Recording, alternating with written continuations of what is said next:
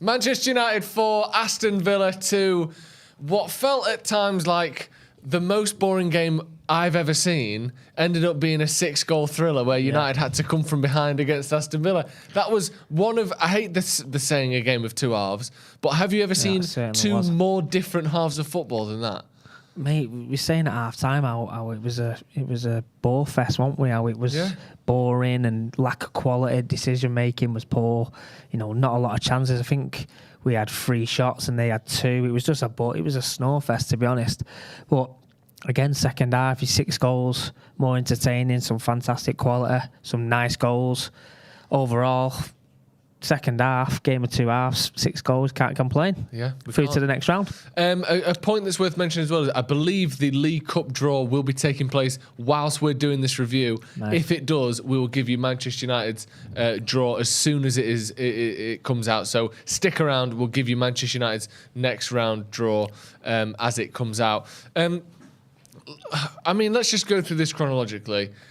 The less said about that first half, the better, really. So I'm just going to skip straight past that. Skip it. Literally, boring. Nothing happened, did it? Rubbish. United had 2 shots. They had 2 shots. No shots on target. To go from that, I think 3 shots actually United had, none on target. To go from that to having 19 shots with 8 on target in the second half, it was quite impressive, actually. And I thought at times United looked like a really good team tonight in that second half. Good pressing, good work rate, especially after made those subs. Eriksen made a big difference, didn't he? He really did. The second half, like you said, the quality raised, the intensity raised, the decision making was bob on. Yep. And the lads were just making the right decisions. Yeah, the substitutions we've made, and you know, the young boy Garnacho and Eriksen come on and just give it an Elanga and just give it a lift, you know. I just want to shout out, you know, Garnacho, because I thought he was superb. We talked about Sancho, you know, on the stream, how he's, you know, cutting back, he's being safe, he's not being direct, he's not expressing himself. The young boy just come on and just typified a young player coming into the first team, raw, exciting. Yeah. He was fantastic. Great, fantastic delivery for Scott's goal. Just his overall play was exciting. You know, he got fans off the seats. He made good decisions. That's what you want to see from a young player coming into the team. Yeah, he looked really good, didn't he? He got 2 assists as well. Yep. Got the assist for the Bruno goal. And we'll get, actually, I want to save the the acclaim and the accolades for that McTominay pass for just a minute. Let's go back to that first goal then. Ollie Watkins. Yep. Delo sort of stepped out of space. Maguire never filled that gap like he should have done. Didn't check his shoulder. Between, I think it was Fred and Malacia who kind of gave the ball away on the halfway line in a bad area. And then, like I said, Maguire just didn't check his shoulder, never filled that gap in behind him. You can blame Dallo a little bit as well, but got drawn between the two of them, it was a bit poor, that, wasn't it? Yeah, like you said, you know, a little bit of a mix-up in the middle of the pitch on the left-hand side, and between them two guys, it broke out. Great pass from the Villa player out wide. I think Dalot got drawn into the play, you know, following his man, which left a massive gap for Ollie Watkins. But Maguire just needed to open his body up, check his shoulder, but unfortunately he didn't. Great first touch from him. Yeah. Lovely dink finish with his left foot. It was a good goal. And it was 1-0 down after a poor first half. We thought, oh, here we go, you know. Because at that point, I literally thought, this will end 1-0. Like, we struggled, like the way we struggled to break Villa down at the weekend, the fact that we'd struggled so much to break them down up until that point. And then, next thing you know, the next minute, we're breaking through on goal with these balls over the top that United tried over and over and over again in the first half. Aston Villa playing like a weird mid-block, but but they never went back. So they stayed with their defender, was kind of between, you know, the 18-yard box and the centre circle. But then they never dropped back. So we were playing these balls over the whole time, and we must have been offside 10 times in the first half. That was what we've been trying to do for the entire game up to that point, wasn't it? You know, Diogo's hit a fantastic whip ball into the right area. The channel, Bruno's been running onto it, and to be fair, his decision making to square it to Martial, 1-1 instant reply, fantastic. Yeah, and then again coming back from behind. Dallo with the own goal. So the next time they had the ball, basically, Aston Villa went up the other end.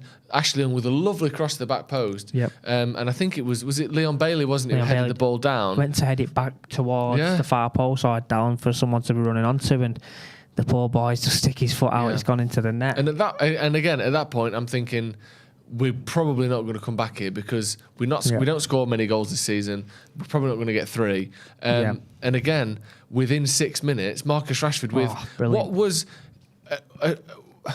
hard to put it into words. Really, it was like the scrappiest, most high quality goal. Brilliant. I think I've ever seen. Good. The combination of the two. It looked like he was just bumbling and fumbling, but really, you were pointing out, it was phenomenal from Rashford, wasn't it? Really good. You know, he's got himself into that area and the intelligence to, you know, use the step over in that sort of area. He allows, you know, the legs gone over the bar as a step over, which has been used as a guide from the defender. Like you said, Joe, on the stream, if the defender puts his leg out there, it's a penalty kick. But fantastic intelligence, great how he expressed himself in such a high-pressured moment, and it's a fantastic finish. Yeah. Brilliant. Really impressed with Rashford. Yeah, it was a brilliant finish, and really like I said, just letting 2 players kind of move themselves out of the way. He didn't have to beat them. He just gave them the time for them to beat themselves. It's just the composure as well, Joe. Yeah. When you're in front of goal like that, it's very easy, and we've seen it from him before, very rash, but just to stay composed and the IQ for him to use that skill at that right time, just to allow the block from the defender coming in. Yeah. Chambers, like you said, if he dives in there, it's a penalty. Yeah, and then after that, Garnacho.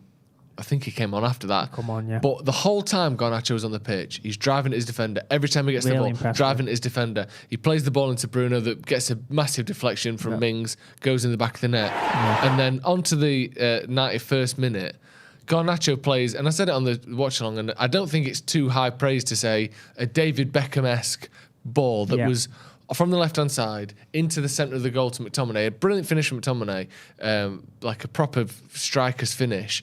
But the whip and the bend and the precision on that pass from Garnacho showed me something about him that I didn't know he could do. Yeah. I knew he was tricky, I knew he was quick, I knew he could put the ball in the back of the net. I didn't know he had an eye or a foot for that kind of pass. Did you? I think just going back to their third goal, I spotted out the goalkeeper Aston Villa's goalkeeper loved to play into midfield, and the only time that he failed to play properly was that goal. But for me, the composure from Garnacho, not to rush, first time pass, lovely weight. Bruno obviously come onto it, little deflection gone in. But like you said, Joe, for the fourth goal, the intelligence to put it in that area when Scott's running from a deep line into the box, towards the penalty spot. Great delivery, whip on the ball. Like you said, you associate him being quick, skillful, explosive, getting at his man. But again, he showed another side. And we talked on the stream again, is the squad come out for Argentina? It's not yet. It's coming out late on the 14th. He's done himself, he's put himself right in the contention. 2 assists, fantastic performance. He's done himself a world of good there. He started, games, or he's featuring in games, for Manchester United. He's put himself in his best possible position. If he gets in, it's on merit. If he doesn't, he states a positive claim. He has, yeah. And he's in a position now where, especially when you look at some of the performances from other players in his position, you'd expect him to be, maybe not starting every week because, like you said, he's still a young player, but he's the first person off the bench now. 100%. Minimum. He might even be starting, but when he's not, you go, Garnacho, he can provide something off the bench because he scored the goal in Europe the other week, and now he's backed it up with 2 assists in. Brilliant, a big game for United, this, because not just is this one of the few competitions we've actually got a chance of winning, also, you don't want to be going into the World Cup on a massive downward slope. If we'd have lost tonight, 2 losses in a week to Aston Villa, that Fulham game is like, not saved the season, but like that would be a huge pressure game. He's come in and he's been one of the big reasons why we've actually ended up winning tonight. That's massive, isn't it? When a player can prove that they can actually change games as well as just look, tricky and nimble. 100%. And I know it is important for me, that we manage him properly, rather we don't rush him and throw him in, because it's happened in the past with certain players where, yes, they've done well, they've made a positive impact when they come into the team, then they just seem to be in the team totally. Yeah. Whereas I think it's important that we manage him.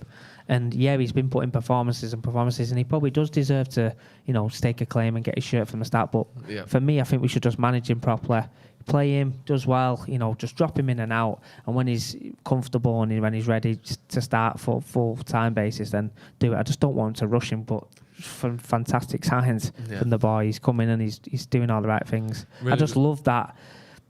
he's not really thinking about playing at Old Trafford in front of 75,000 people. He's thinking about playing for the 18s or the 21s. He's kept the same rawness and the same ability. He's not, we've seen it time and time again where lads playing in the first team are getting in their positions, cutting back, playing backwards. It's just too safe. He's just got that raw element. I really like that. Yeah, and you you feel as though even though he's driving at players, he's not wasting the ball. No, he's skillful. He's doing the right things. He's very good at getting to those areas where you don't mind if he loses it, 100%. rather than giving it away too early. There was one where on the left hand side where he's beat someone for pace and he's took another touch and he's created that half yard where me and you he's going to bend it and he's got. But that's brilliant. He's doing all the right things. Really happy with him tonight. Yeah, really good.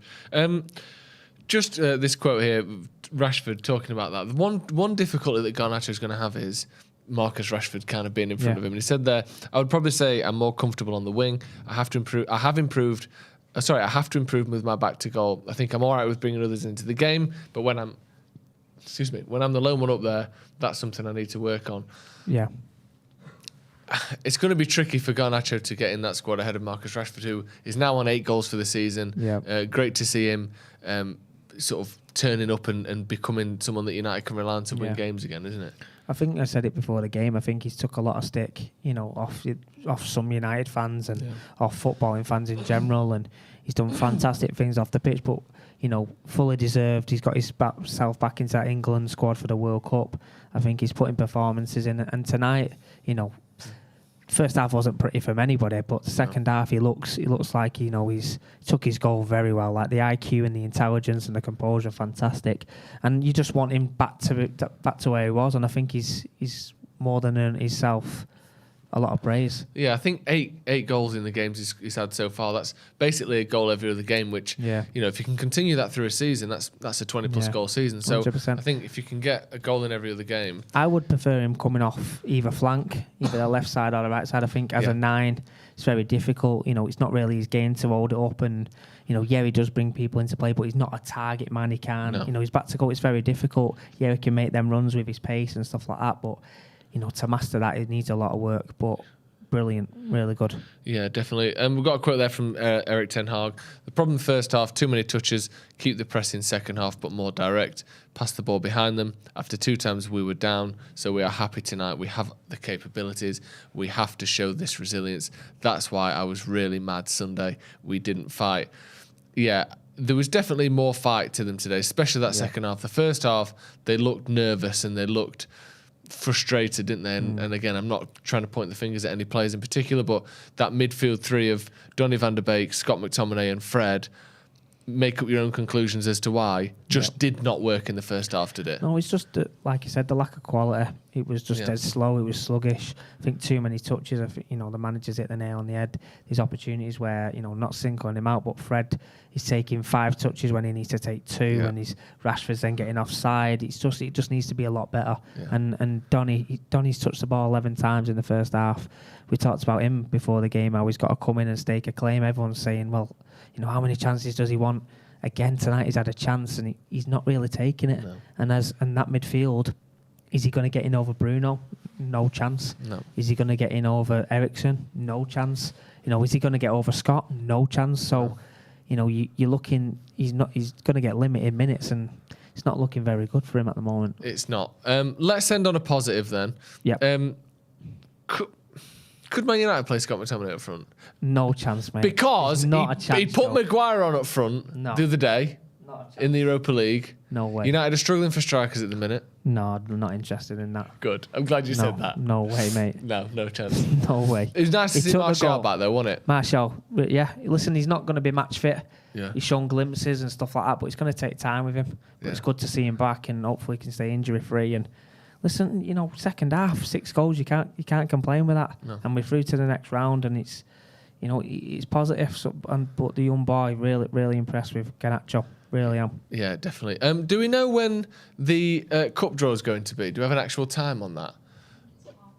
It's at past. Okay, so we're going to end just before that cup draw. But check out Stretford Paddock on Twitter and on Instagram for the immediate response and reaction to whoever Manchester United draw. Do you know what? For once, just give me fucking Exeter.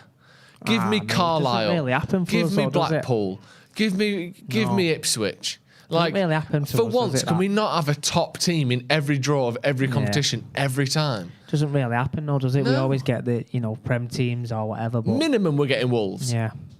But yeah, Possibly, I'd absolutely love just I would not love an it for- easy game, but like let's have a game where we can rotate and still have a good chance of winning. I would love it even for the lower league sides to come to Old Trafford and stuff. It's a day out for the boys, isn't it? And the girls. And but we never get an easy job, do we? Miles says we'll get Brighton.